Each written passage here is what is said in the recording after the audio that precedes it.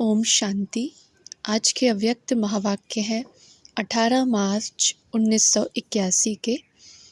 मुरली का टाइटल है मुश्किल को सहज करने की युक्ति, सदा बाप को देखो। आज विशेष लंदन निवासियों से मिलने आए हैं। मिलने का अर्थ है बाप समान बनना। जब से बाप से मिले तो बाप दादा ने क्या इशारा दिया? बच्चे, आप सब श्रेष्ठ आत्माएं बाप समान सर्व गुणों में, सर्व प्राप्तियों में मास्टर हो। बाप से भी श्रेष्ठ बाप के सिर के ताज हो। जो पहले पहले इशारा मिला उसी इशारे प्रमाण बाप समान मास्टर सर्वशक्तिवान, मास्टर सर्वगुण संपन्न बने हो। जब अभी बाप समान बनो तब ही भविष्य में विश्व राज्य अधिकारी देवता बन सकते हो। बाप समान कहाँ तक बने हैं यह चेकिंग करते रहते हो।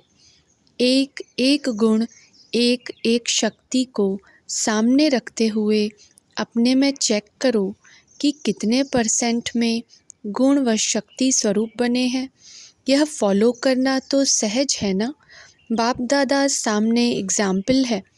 निराकारी रूप में और साकार रूप में, दोनों ही रूप में बाप को देख फॉलो करते चलो।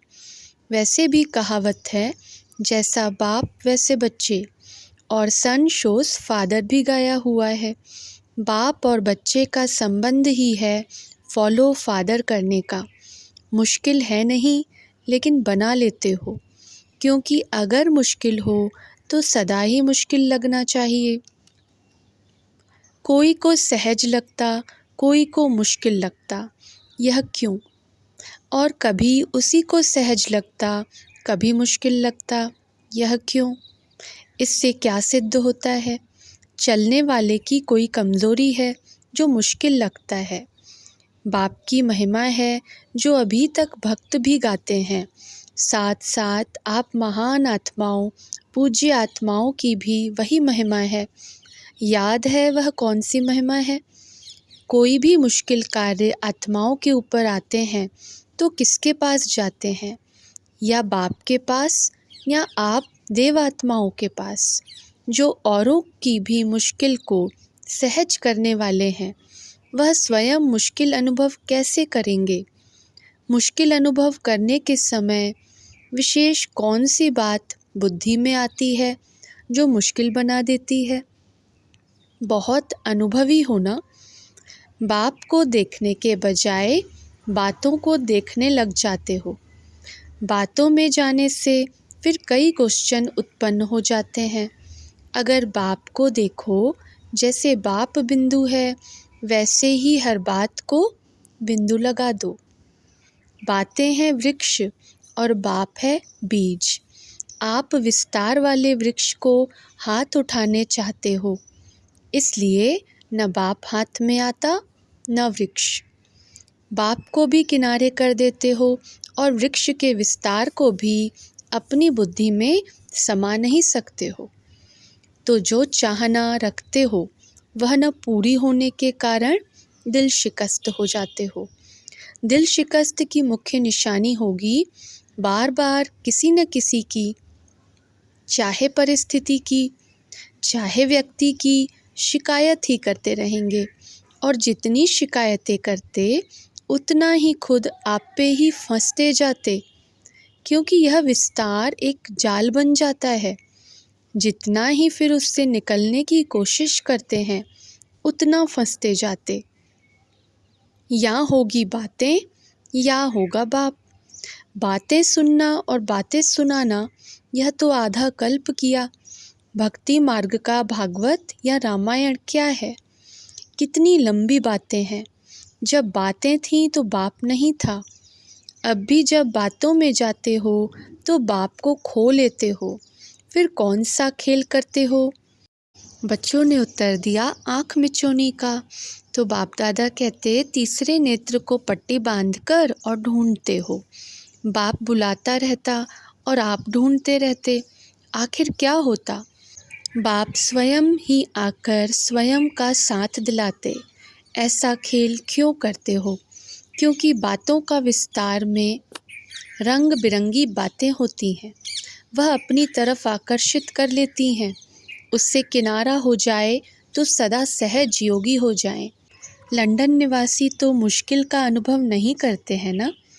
अपने आप को बिजी रखने का तरीका सीखो। न समय होगा न विस्तार में जाएंगे।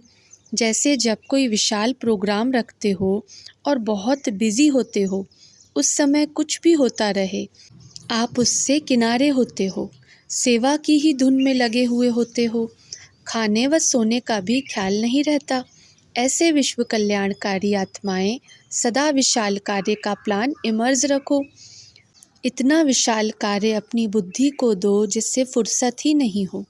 अपनी बुद्धि को बिजी रखने की डेली डायरी बनाओ।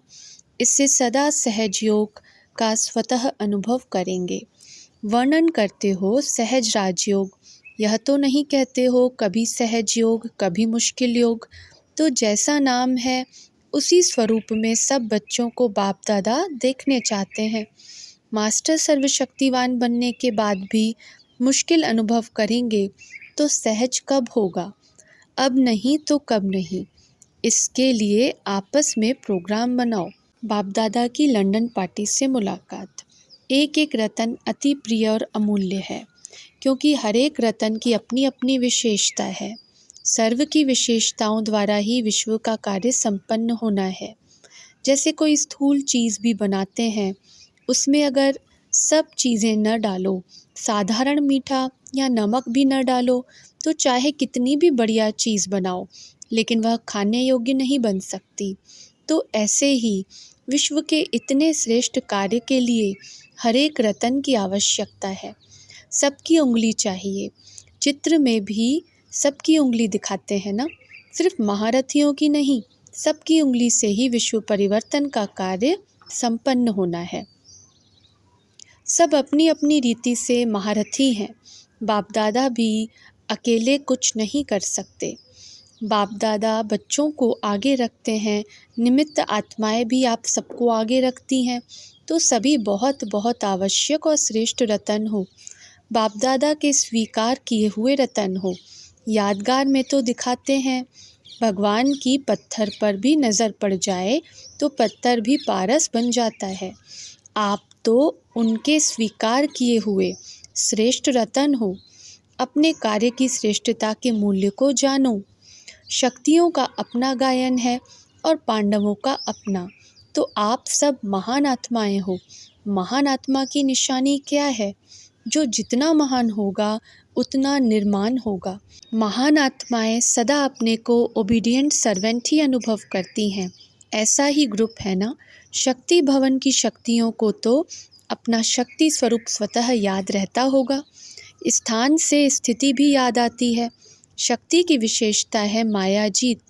शक्ति के आगे किसी भी प्रकार की माया आ नहीं सकती, क्योंकि शक्ति माया के ऊपर सवारी करती है। शक्तियों के हाथ में सदा त्रिशूल दिखाते हैं। यह किसकी निशानी है? त्रिशूल स्टेज की निशानी है। संगम युग के जो टाइटल हैं, मास्टर त्रिमूर्ति, त्रिनेत्री, त्रिकालदर्शी, त्रिलोकीनाथ, यह सब स्थिति की निशानी इस त्रिशूल में आ जाती है। तो यह स्टेज स्मृति में रहती है। निरंतर को अंडरलाइन करो। बहुत अच्छा भाग्य बनाया है जो विश्व के वायुमंडल से किनारे किया। बाप दादा भी बच्चों के भाग्य को देख खुश होते हैं।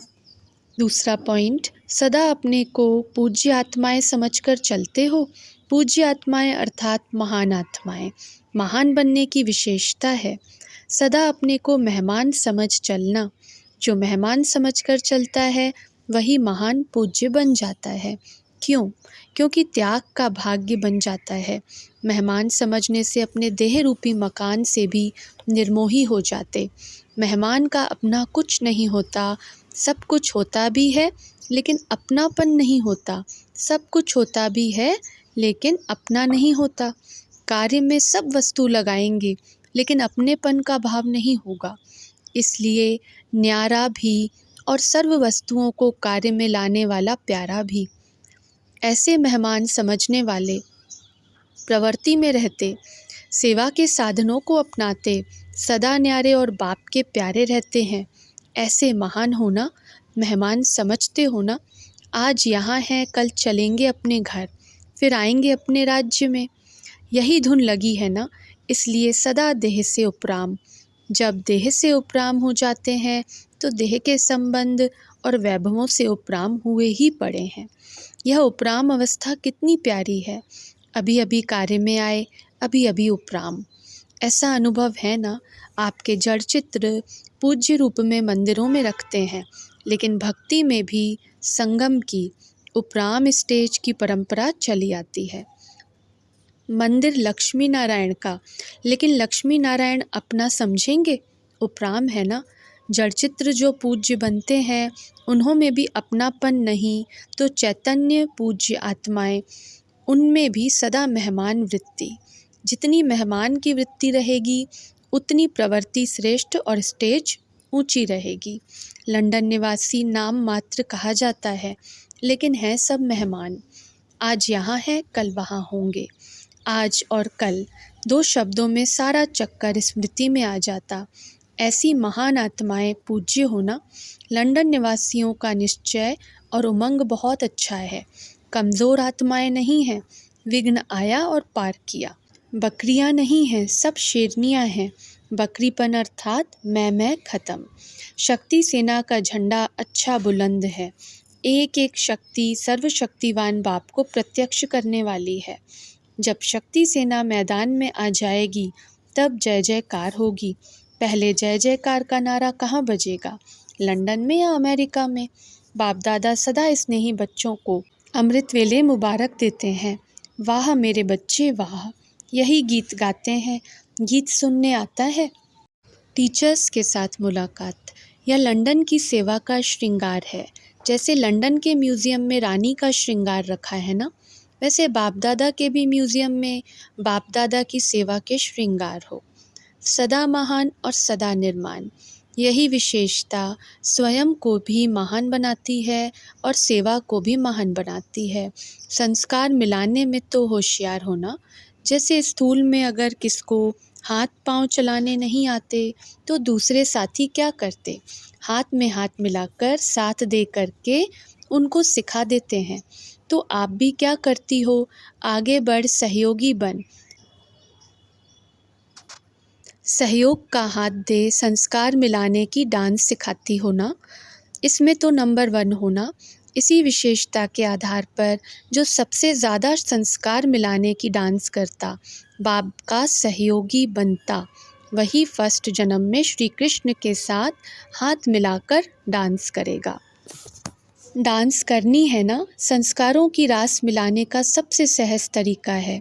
स्वयं नम्रचित बन जाओ और दूसरे को श्रेष्ठ सीट दे दो। उनको सीट पर बिठाएंगे तो वह आपको स्वतः ही उतर कर बिठा देंगे। अगर आप बैठने की कोशिश करेंगे तो वह बैठने नहीं देगा, लेकिन आप उसे बिठाएंगे तो वह आपे ही उतर कर आपको बिठाएगा। तो बिठाना ही बैठना हो जाएगा।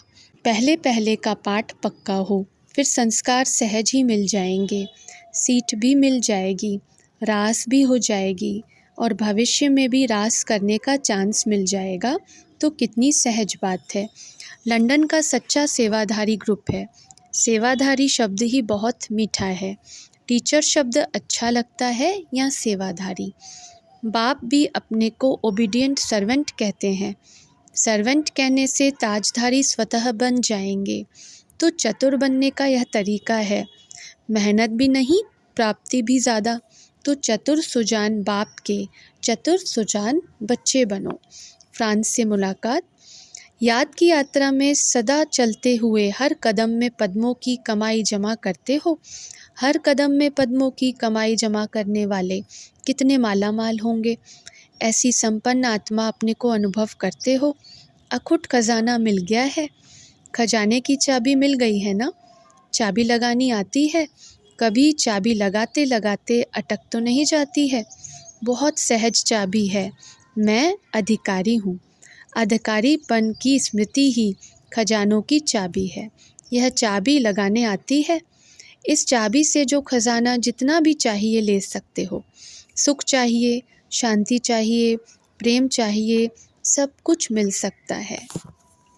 पहला प्रश्न, कौन सा वेट कम करो तो आत्मा शक्तिशाली बन जाएगी? उत्तर में बाबा कहते आत्मा पर वेस्ट का ही वेट है। वेस्ट संकल्प, वेस्ट वाणी, वेस्ट कर्म, इससे ही आत्मा भारी हो जाती है। अब इस वेट को ख़त्म करो। इस वेट को समाप्त करने के लिए सदा सेवा में बिजी रहो। मनन शक्ति को बढ़ाओ। मनन शक्ति से आत्मा शक्तिशाली बन जाएगी। जैसे भोजन हजम करने से खून बनता है, फिर वही शक्ति का काम करता, ऐसे मनन करने से आत्मा की शक्ति बढ़ती है।